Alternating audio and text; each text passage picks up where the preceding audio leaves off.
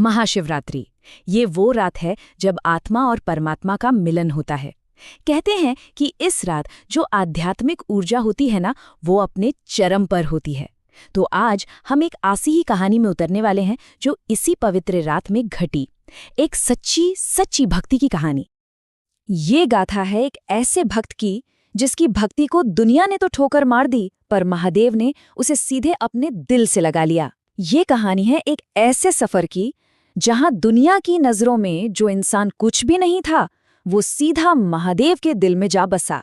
तो चलिए इस कहानी की परतों को एक एक करके खोलते हैं और समझने की कोशिश करते हैं कि सच्ची भक्ति आखिर होती क्या है।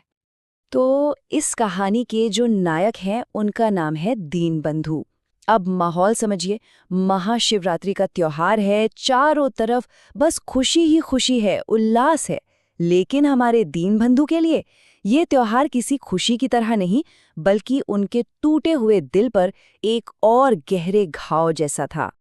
जरा सोचकर देखिए, एक तरफ पूरा का पूरा गांव उत्सव मना रहा है, मंदिरों से धूप दीप की खुशबू आ रही है, और दूसरी तरफ हमारा दीनबंधु जो दुख और निराशा के समंदर में डूबा हुआ है।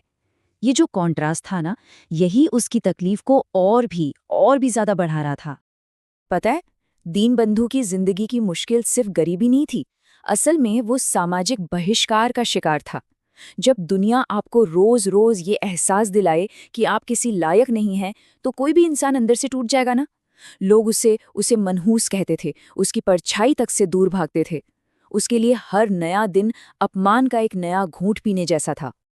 कहते हैं ना, सब्र की एक हद होती है। दीनबंधु की जिंदगी में दो ऐसी बातें हुई, दो ऐसे वाक़ये हुए जिन्होंने उसे अंदर तक पूरी तरह से तोड़ के रख दिया। लेकिन कहते हैं ना, जहां सब कुछ खत्म होता है वहीं से कुछ नया शुरू भी होता है। यहीं से उसकी कहानी ने एक बिल्कुल नया मोड़ लिया। एक बार क्या हुआ, एक शादी का घर था और वो बेचारा बाहर बस इस उम्मीद में खड़ा था कि शायद कोई खाने का एक टुकड़ा ही दे दे। लेकिन मिला क्या? गालियां और डंडे की मार। इससे पता चलता है कि समाज उसके लिए कितना ज्यादा बेरहम हो चुका था। और फिर जो दूसरी चोट लगी ना, वो सबसे गहरी थी, सबसे ज्यादा दर्द देने वाली। उसे ईश्वर के घर से यानी मंदिर से धुतकार कर भगा दिया गया। अरे मंदिर तो वो जगह होती है जहां हर किसी को पनाह मिलती है ना? पर दीनबंधु के लिए वहां भी कोई जगह नहीं थी। उसका दिल बस चीख उठा होगा, हे महादेव, क्या तेरे दरबार में भी मेरे लिए कोई दरवाजा नहीं है?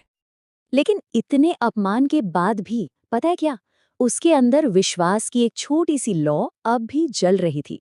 और उसी लौ के सहारे उसने फैसला किया कि आज रात वो किसी की नहीं सुनेगा, किसी से नहीं डरेगा। वो सीधा अपने महादेव के पास जाएगा और अपना सारा दुख, सारा दर्द बस उनके सामने उंडेल देगा। तो दीनबंधु अपने लड़खड़ाते कदमों से मंदिर पहुंच ही गया। वो भीड़ से दूर एक कोने में शिवलिंग के सामने घुटनों पर बैठ गया। उसने देखा, लोग दूध चढ़ा रहे हैं, कोई बेलपत्र चढ़ा रहा है, कोई फूल, पर उसके पास तो देने के लिए कुछ भी नहीं था। ना चढ़ाने के लिए कोई फूल, न दूध, बस थे तो सिर्फ सच्चे आंसू। और शायद किसी को अंदाजा नहीं था कि यही आंसू उस मंदिर का सबसे पवित्र, सबसे अनमोल चढ़ावा बनने वाले थे। वो मुंह से कुछ नहीं कह रहा था, उसकी आंखें बंद थीं, पर उसका दिल महादेव से बातें कर रहा था। उसने अपना सारा दर्द, सारा अपमान, सारी तकलीफ, सब कुछ उन आंसुओं में घोल दिया और शिवलिंग पर चढ़ा दिया। यही थी उसकी पूजा, यही था उसका अभिषेक। और अब कहानी का सीन बदलता है। हम पृथ्वी के इस मंदिर से सीधा चलते हैं कैलाश पर्वत पर, जहां भगवान शिव और माता पार्वती बैठे हैं और नीचे पृथ्वी पर जो कुछ भी हो रहा है उसे देख रहे हैं।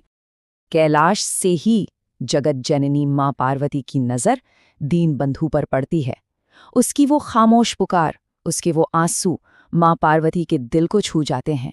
वो बेचैन हो उठती हैं और महादेव से पूछती हैं, प्रभु, आपका ये भक्त इतना दुखी क्यों है? और यहाँ महादेव कहानी का सबसे बड़ा राज खोलते हैं। वो समझाते हैं कि दीनबंधु का दिल सोने जैसा खरा है। क्यों? क्योंकि इतनी चोट खाने के बाद, इतने जख्म सहने के बाद भी उसका विश्वास, उसकी आस्था टस से मस नहीं हुई।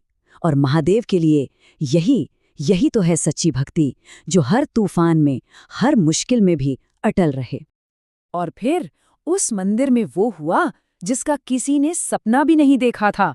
अचानक एक दिव्य रोशनी पूरे मंदिर में फैल गई और उस रोशनी के बीच से स्वयं भगवान शिव और माता पार्वती दीनबंधु के सामने प्रकट हो गए। वो पल दीनबंधु की जिंदगी का सबसे बड़ा पल था। सोचिए, जिन आंसुओं को दुनिया ने बेकार समझा, उन्हें खुद महादेव ने दुनिया का सबसे कीमती चढ़ावा कह दिया। उसकी भक्ति को आखिरकार उसकी मंजिल मिल ही गई थी। महादेव के वरदान ने सिर्फ उसका शरीर ही नहीं बदला, उसकी पूरी किस्मत बदल दी। उसका वो कमजोर सा शरीर एक दिव्य तेज से चमकने लगा और उसे एक नया नाम भी मिला। अब वो दीन बंधु नहीं था, यानी गरीबों का भाई नहीं।